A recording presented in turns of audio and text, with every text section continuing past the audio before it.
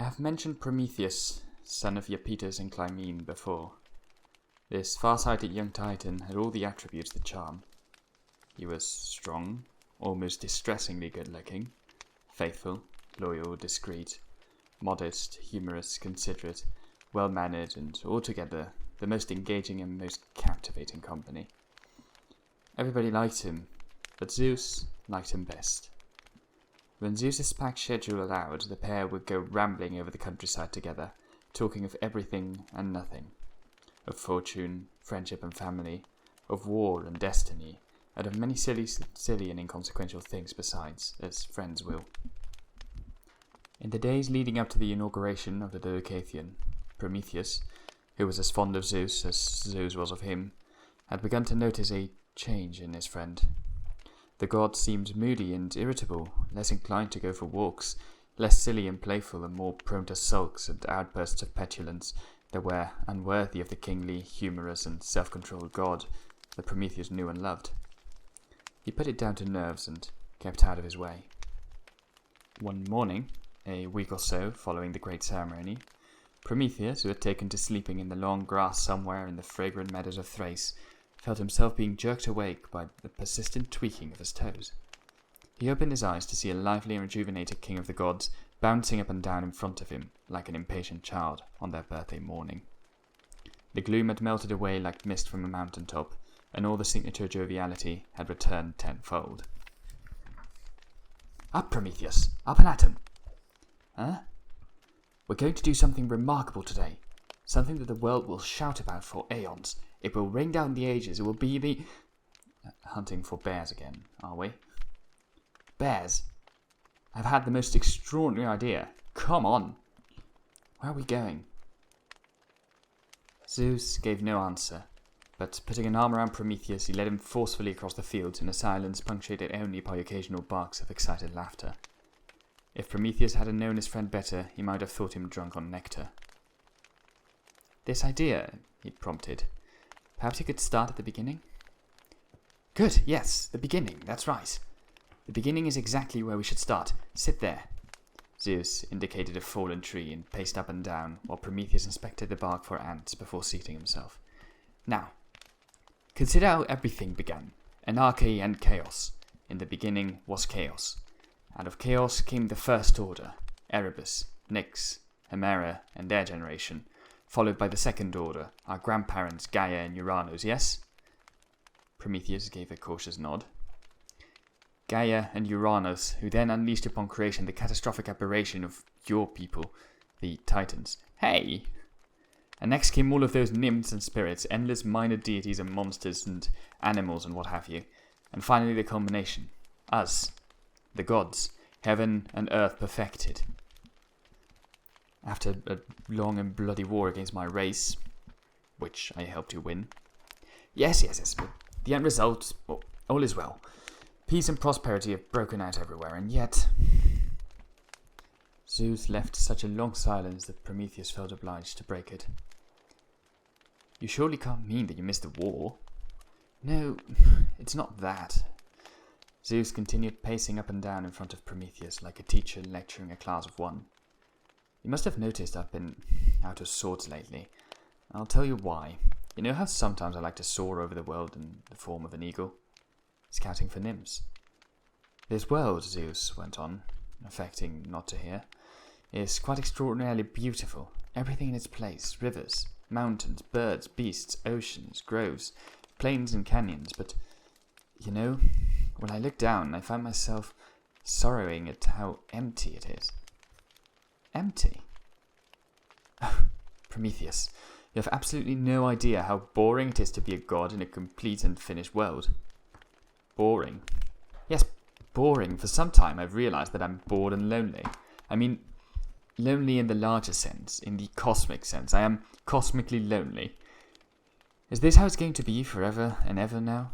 Me on a throne on Olympus, thunderbolt on lap, while everyone bows and scrapes, sings praises and begs for favors? In perpetuity.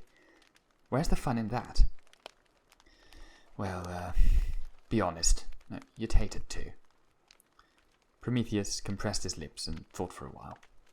It was true that he had never envied his friend the imperial throne and all its bothers and burdens. "Suppose," said Zeus, "suppose I were to start a new race." "What, in the Pythian games?" No, not a running race. A race as in a species, a new order of beings, like us in every particular, upright on two legs. One head, 2 hands, resembling us in every particular, and they would have...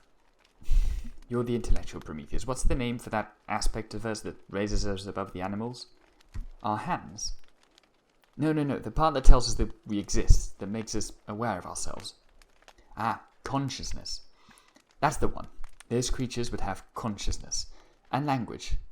They wouldn't be a threat to us, of course. They'd live down here on the land, use their wits to farm and feed and fend for themselves. So, Prometheus frowned in concentration as he tried to form a coherent picture in his mind. A race of beings like us. Exactly, but not as big as us. And they'd be my creation. Well, our creation. Our creation. You're good with your hands. Another Hephaestus. My idea is that you would model these creatures out of clay, for example. They should be shaped in our image, anatomically correct in every detail, but on a smaller scale. And we could animate them, give them life, replicate them, and release them into nature to see what happens. Prometheus pondered this idea.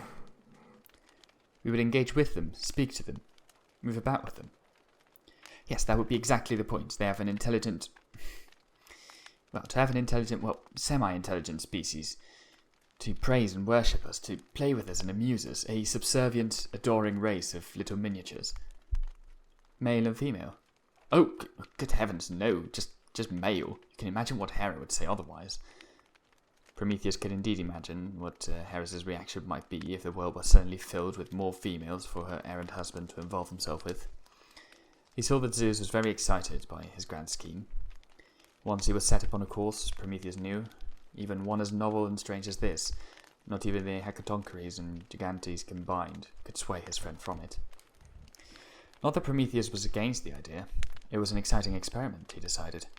Playthings for the immortals. When you came to think of it, it was really rather an enchanting notion. Artemis had her hounds, Aphrodite had doves, Athena her owl and serpent, Poseidon and Amphitrite their dolphins and turtles. Even Hades kept a dog, albeit a perfectly disgusting one.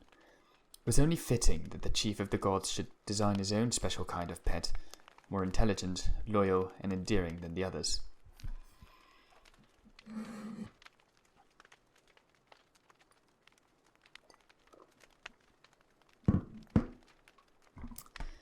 History does not agree on exactly where Prometheus and Zeus went to find the best clay for realizing the plan. Early sources, like the traveller Pausanias in the 2nd century AD, claimed that Panopeus and Phocis was the place. Later scholars say that the pair journeyed east of Asia Minor, all the way down to the fertile lands that lie between the rivers Tigris and Euphrates. The most recent scholarship maintains that the search took them right down past Nilus, crossing the equator and ending up in East Africa. Wherever it was, they found at last what Prometheus pronounced to be the perfect spot, a river whose slimy banks oozed with just the kind of mud and minerals he wanted for consistency, texture, durability, and colour. "This is good clay," he told Zeus. No, don't settle down. I need to work in peace and free of all distraction. But before you go, I shall require some of your saliva." Excuse me? Now, if these creatures are to live and breathe, they will need something of you in the composition. Zeus saw the justice of this and was happy enough to hawk up and fill a dried-out waterhole with his divine spittle. "I'll need to line up my little clay figures one by one on the riverbank to be baked in the heat of the sun," said Prometheus. "So be back by evenfall and they should be nicely ready." Zeus would have liked to watch, but he knew enough about the artistic temperament to leave Prometheus to it. Leaping upwards in the form of an eagle, he flew away, leaving his friend alone with his art. Prometheus began tentatively, first rolling out sausages of clay, each roughly 4 podes long. On top of these he stuck a ball of spit-moistened clay for a head. It was then a question of teasing, twisting and tweaking, mushing, moulding and massaging, pulling, prising and pinching until something like a small version of a god or titan appeared. The more he worked, the more excited he became. Zeus had not been exaggerating when he compared Prometheus to Hephaestus. He did possess real skill. In fact, what he exhibited now as he pressed and shaped was more than skill, it was artistry. Mixing the clay with different pigments, he built up a diverse and colourful array of lifelike masculine creatures. His first effort had been a small being whose skin closely matched the sun-kissed complexions of the gods. Next, he made one in shining black, and then another who was a more creamy ivory tinge with pink. Then came figures of amber, yellow, bronze, red, green, beige, vivid purple, and the brightest blue. As evening fell, Prometheus stood and was stretched with a yawn and that special groan of weariness and satisfaction that follows a long session of concentrated labour. The afternoon sun had warmed his work into the supple, malleable consistency known in the world of ceramics as cheeseware. This was perfect timing on Prometheus's part, for if the finished creations had been exposed to the fiercer midday heats, they would have dried into biscuitware, rendering them too friable and frangible for any of the last-minute modifications that his royal and divine patron would be sure to demand. Longer ears, twice the number of genitals, that kind of thing. Gods are nothing if not capricious. And here, unless his own ears deceived him, came the king of the gods now, crashing through the thicket in loud conversation with someone. Prometheus could make out an answering voice, female, low and measured. Zeus had brought along Athena, his favourite child.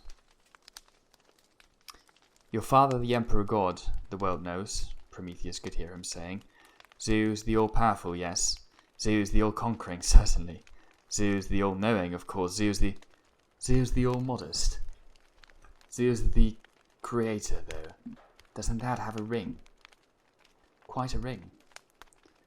Now then, the riverbanks should be just over there. Let's call him. Oh, Prometheus!" Roosting weaver birds rocketed into the air, squawking in alarm. "Prometheus!" "Over here," Prometheus called.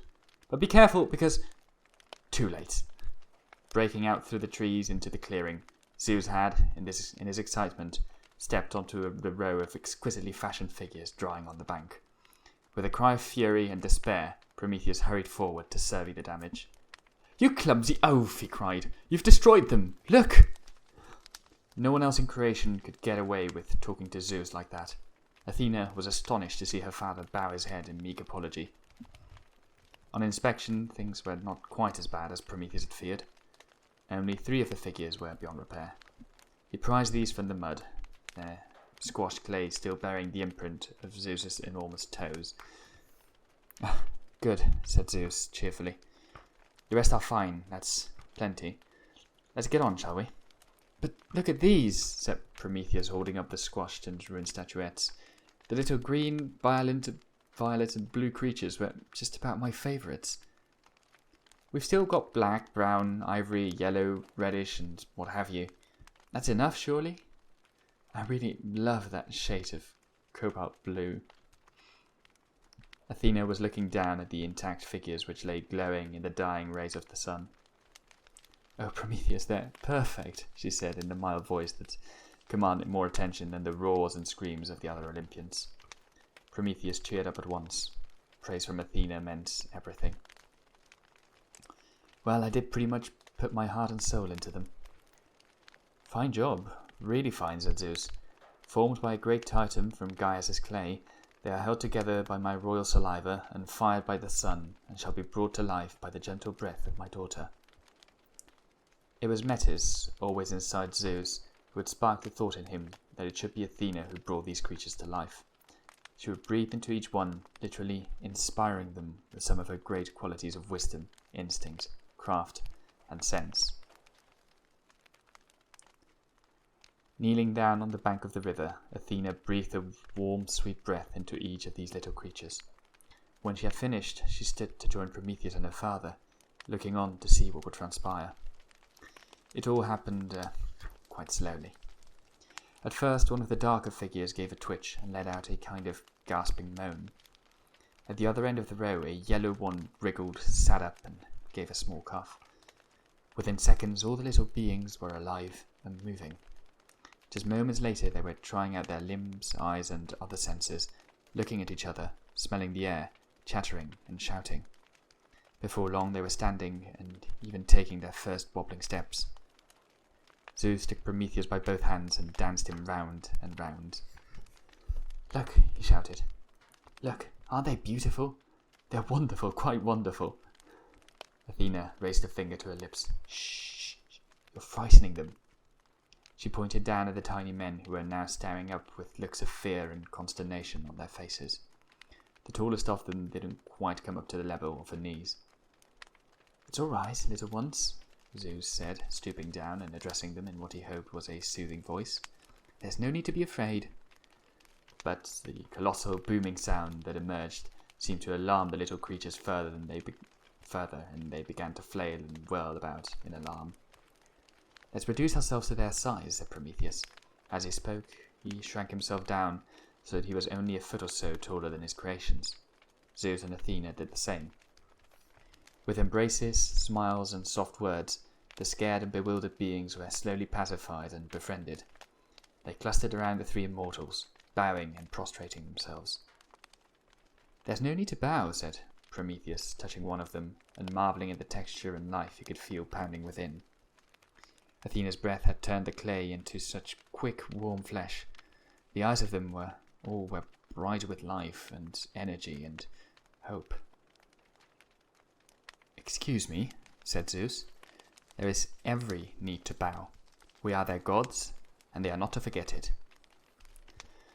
"I'm not their god," said Prometheus, gazing down on them with an intense feeling of love and pride.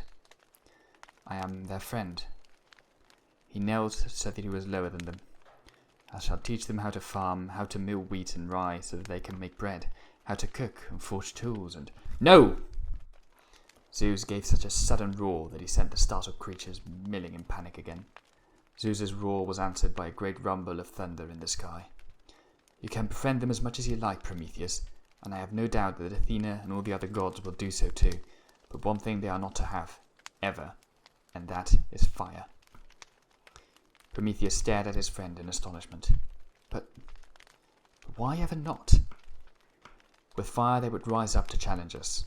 With fire they could think themselves our equals. I feel it and know it. They must never be given fire. I have spoken. A long peal of thunder in the distance affirmed his words. "But," Zeus smiled now, "everything else in the world is theirs to enjoy. They may travel to every corner. They can sail Poseidon's oceans, seek Demeter's help in sowing seeds and growing food, learn from Hestia the art of keeping a home, discover how to keep animals for their milk, fur, and labour, and they can learn the art of hunting from Artemis. Hermes can teach them guile, Apollo can instruct them in the art of music and knowledge. Athena will teach them how to be wise and contented, and Aphrodite will share with them the art of love. They will be free and happy." "What shall we call them?" Athena asked. "That which is below," said Zeus after some thought. "Anthropos." He clapped his hands, and the huddle of handcrafted humans became 100, and the 100 became a horde, and the horde, spreading ever outwards, became a multitude, until the human population, numbering now in the hundreds of thousands, was on its way to finding a home in every corner of the world. And so the early race of man came to be. Gaia, Zeus, Apollo, and Athena might be said to be his progenitors as much as Prometheus, who fashioned humanity from the four elements: earth, Gaia's clay; water, the spittle of Zeus; fire, the son of Apollo; and air, the breath of Athena. They lived and thrived, exemplifying the best of their creators. But something was missing. Something very important. Alma Mater, the bountiful Mother Earth, made fertile and fruitful by Demeter, was a sweet paradise for the first men. They knew no disease, poverty, famine, or war. Life was an idyll of innocence and light pastoral duties. And then along came industrial society. Okay, no, I'm kidding. It was a time of happy worship and familiarity and even friendship with the deities who moved among them in easy, unfrightening shapes and dimensions. It gave Zeus and the other gods, titans and immortals, great pleasure to mingle with the charming, childlike homunculi that Prometheus had shaped from clay. Perhaps we only imagined these first days of beautiful simplicity and universal kindness so that we could have a high point of paradisal sublimity against which to judge the low, degraded times that came after. The later Greeks certainly believed that the Golden Age had truly existed. It was ever present in their thinking and poetry, and gave them a dream of perfection to aspire to, a vision more concrete and realised than our own vague ideas of early man grunting in caves. Platonic ideals and perfect forms were perhaps the intellectual expression of that wistful raised memory. It was natural that, of all the immortals, the one who loved humankind best should be their artist-creator Prometheus. He and his brother Epimetheus now spent more time living with man than they spent on Olympus in the company of their fellow immortals. It saddened Prometheus that he had only been allowed to create male people, for he felt that this cloned single-sex race lacked variety both in its outlook, disposition, and character, and in its inability to breed and create new types. His humans were happy, yes, but to Prometheus such a safe, unchallenged, and unchallenging existence had no zest to it. To approach the godlike status that his creation deserved, mankind needed something more. They needed fire. Real, hot, fierce, flickering flame to enable them to melt, smelt, roast, toast, boil, broil, fashion, and forge. And they needed an inner creative fire too, a divine fire, to enable them to think, imagine, dare, and do. The more he watched over and mingled with his creation, the more Prometheus became convinced that fire was exactly what they needed, and he knew where to find it. Prometheus surveyed the twin crowns of Olympus towering above him. The tallest peak, Mythos, reached nearly 10,000 podes high into the clouds. Next to it, 200 or 300 or so feet lower, but much harder to climb, reared the rocky face of Stephani. To the west loomed the heights of Scolio. Prometheus knew that the dying rays of the evening sun would shield that climb, the toughest of all, from the gods enthroned above, and so he began the perilous ascent, confident that he could reach the summit unseen. Prometheus had never disobeyed Zeus before, not in anything big. In games and races and wrestling matches and competitions to win the hearts of nymphs, he had freely teased and taunted his friend, but he had never defied him outright. The hierarchy of the pantheon was not something any being could disrupt without real consequences. Zeus was a beloved friend, but he was, above all, Zeus. Yet, Prometheus was determined on this course of action. Much as he had always loved Zeus, he found that he loved mankind more. The excitement and resolution he felt were stronger than any fear of divine wrath. He hated to cross his friends, but when it came to a choice, there was no choice. By the time he had scaled Scolius' sheer wall, the western gates had closed upon Apollos' chariot of the sun, and the whole mountain was shrouded in darkness. Crouching low, Prometheus made his way around the jagged outcrop that crested the bow-like amphitheatre of Megalicazania. Looking ahead, he could see the plateau of the Muses beyond, flickering with dancing licks of light thrown by the fires of Hephaestus' forge, several hundred podes or so further on. Around the other side of Olympus the gods were supping. Prometheus could hear Apollos' lyre, Hermes' flutting syrinx, the rancorous laugh of Ares, and the snarling of Artemis' hounds. Hugging the outer walls of the forge, the Titan edged along to its forecourt. He was startled, as he rounded the corner, to see stretched out naked on the ground the huge figure of Brontes snoring by the fire. Prometheus hung back in the shadows. He knew that the Cyclopes assisted Hephaestus, but that they might sleep on the premises was more than he had bargained for. At the very mouth of the forge he saw a narthex plant, sometimes called the laserwort or giant fennel. Not quite the same bulbous vegetable we use today to impart a pleasant aniseedy flavour to fish, but a near enough relation. Prometheus leaned forward and picked a long, vigorous specimen. Tightly packed within there was a thick, lint-like pith. Stripping the stem of its outer leaves, Prometheus stretched out and pushed the stalk across the forecourt, over Brontes' slumbering, mumbling form, and towards the fire. The heat emanating from the furnace was enough to cause the end of the stalk to catch at once. Prometheus pulled it back in with as much care as he could, but he could not prevent a spark from falling from its sputtering end straight down onto Brontes' torso. The skin on the Cyclops' chest sizzled and hissed, and he awoke with a roar of pain. As Brontes looked groggily down at his chest, trying to understand where this pain was coming from and what it could mean, Prometheus hauled in the stock and fled. Prometheus clambered down Olympus, the fennel stalk clenched between his teeth, its pith burning slowly. Every 5 minutes or so he would take it from his mouth and blow gently, nursing its glow. When he at last reached the safety of the valley floor, he made his way to the human settlement where he and his brother had made their home. You may say that Prometheus could surely have had the wit to teach a man to strike stones together, or rub sticks, but we have to remember that Prometheus stole was fire from heaven, divine fire. Perhaps he took the inner spark that ignited in man the curiosity to rub sticks and strike flints in the first place. When he showed men the leaping, dancing, darting demon, they initially cried out in fear and backed away from its flames. But their curiosity soon overcame their fear, and they began to delight in this magical new toy, substance, phenomenon, call it what you will. They learned from Prometheus that fire was not their enemy, but a powerful friend which, once tamed, had 10,000 uses. Prometheus moved from village to village, demonstrating techniques for the fashioning of tools and weapons, the firing of earthen pots, the cooking of meats, and the baking of cereal doughs, all of which quickly let loose an avalanche of advantages, raising man above the animal prey that had no answer to metal-tipped spears and arrows. It was not long before Zeus chanced to look down from Olympus and saw points of dancing orange light dotting the landscape all around. He knew at once what had happened, nor did he need to be told who was responsible.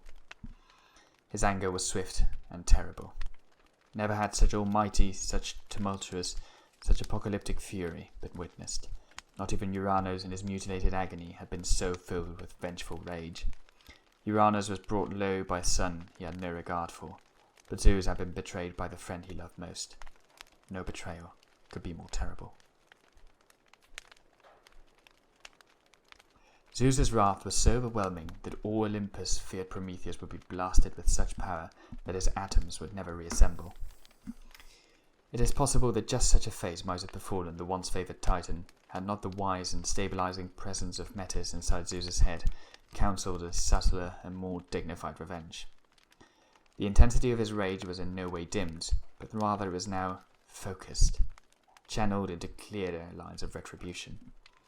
He would leave Prometheus for the time being and unleash his cosmic fury upon man, puny, impotent man, the creature he had taken such delight in and for whom he now felt nothing but resentment and cold contempt. For a whole week, watched by a grave and concerned Athena, the king of the gods paced up and down in front of his throne, considering how best humans should pay for daring to appropriate fire, for presuming to aid the Olympians.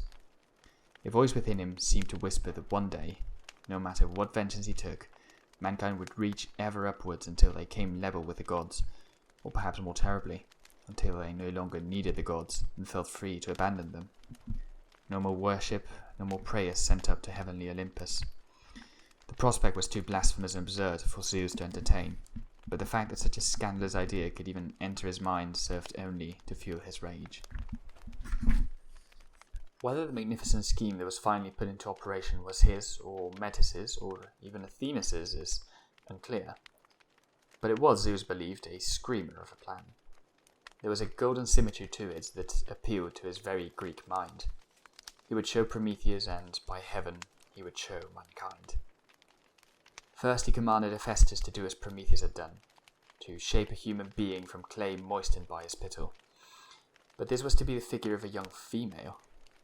Taking his wife Aphrodite, his mother Hera, his aunt Demeter, and his sister Athena as models, Hephaestus lovingly sculpted a girl of quite marvellous beauty, into whom Aphrodite then breathed her life and all the arts of love. The other gods joined together to equip this girl uniquely for the world. Athena trained her in the household crafts, embroidery and weaving, and dressed her in a glorious silver robe. The Carities were put in charge of accessorizing this with necklaces, brooches, and bracelets of the finest pearl, agates, jasper, and chalcedony. The Horai plaited flowers around her hair until she was so beautiful that all who saw her caught their breath. Hera endowed her with poise and self-possession. Hermes schooled her in the speech and the art of deception, curiosity, and cunning. And he gave her a name. Since each of the gods had conferred upon her a notable talent or accomplishment, she was to be called the All-Gifted, which in Greek is Pandora. Hephaestus bestowed one more gift upon this paragon, which Zeus presented himself. It was a container filled with secrets. Now, you probably think that I'm going to say the container was a box or perhaps a chest of some description, but in fact it was the kind of glazed and sealed earthenware jar that is known in Grecian lands as a Mythos. It is said to have been Erasmus, of all people, the great 16th century scholar and prince of humanists, who misread Pandora's Pythos, jar, into Pyx's box. "Here you are, my dear," said Zeus. "Now this is purely decorative. You are never ever to open it, you understand?" Pandora shook her lovely head. "Never," she breathed with great sincerity. "Never." "There's a good girl. It is your wedding gift. Bury it deep below your marriage bed, but you must not open it, ever. What it contains, well, never mind. Nothing of interest to you at all." Hermes took Pandora by the hand and transported her to the little stone house where Prometheus and his brother Prometheus lived, right in the center of a prosperous human town.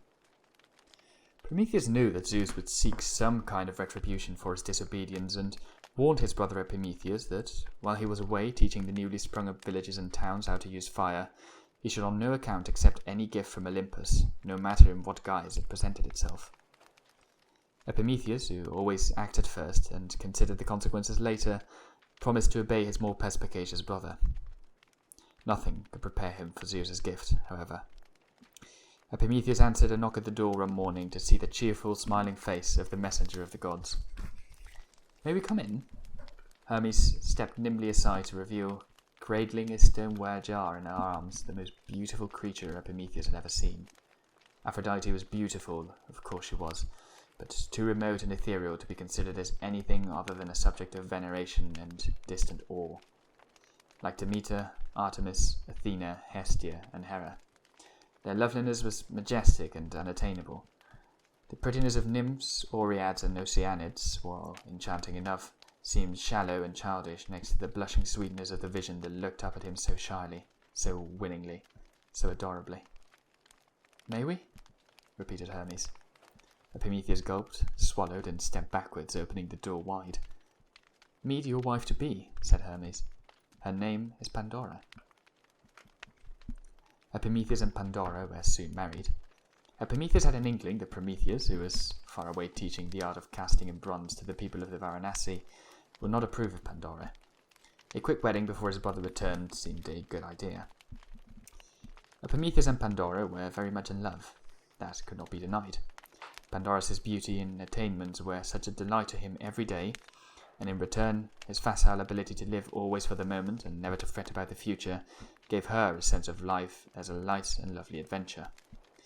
But one little itch tickled her. One little fly buzzed around her. One little worm burrowed inside her. That jar. She kept it on a shelf in their bedroom. When Prometheus had asked about it, she laughed. "Oh, it's just a silly thing that Hephaestus made me to remind me of Olympus. It's of no value." "It's pretty, though," said Prometheus, giving it no further thought. One afternoon, when her husband was away practicing the discus with his friends, Pandora approached the jar and ran her finger around the rim of its sealed lid. Why had Zeus even mentioned that there was nothing interesting inside it? He would never have said such a thing if truly there weren't. She pieced the logic of it together in her mind. If you give a friend an empty jar, you would never concern yourself with mentioning that the jar was empty. Your friend might look inside one day and see that for themselves, so why should Zeus take the trouble to repeat that this jar contained nothing of any interest? There could be only one explanation. There was something of great interest inside, something of value or power, something either enchanting or enchanted. But no, she had sworn never to open it. A promise is a promise, she told herself, and straight away felt very virtuous. She believed it her duty to resist the spell of the jar, which now really seemed almost to be singing out to her in the most alluring way. It was excessively vexing to have an object so bewitching in her bedroom where it could taunt and tempt her every morning and every night. Temptation loses much of its power when removed from sight. Pandora went to the small back garden and, next to a sundial that a neighbour had given them as a wedding gift, she dug a hole and buried the jar deep in the ground. She patted the earth flat and wheeled the heavy sundial on its plinth over the hiding place. There. For the next week she was as gay and skittish and happy as a person had ever been. Prometheus fell even more in love with her and invited their friends over to feast and hear a song he had written in her honour. It was a happy and successful party, the last festival that the Golden Age was ever to know. That night, perhaps a little flushed with the praise that had flowed so freely in her direction, Pandora found it hard to sleep. Through the window of her bedroom, the moonlight shone down on the garden. The sundial's gnomon gleamed like a silver blade, and once again she thought she heard the music of the jar. Prometheus was sleeping happily beside her. The moonbeams danced in the garden. Unable to stand it any longer, Pandora leapt from her matrimonial bed and was out in the garden, unrolling the base of the sundial and scrabbling at the earth, before she had time to tell herself that this was the wrong thing to do. She pulled the jar from its hiding place and twisted at the lid. Its waxen seal gave way and she pulled it free. There was a fast fluttering, a furious flapping of wings, and a wild wheeling and whirling in her ears. Oh, glorious flying creatures! But no, they were not glorious at all.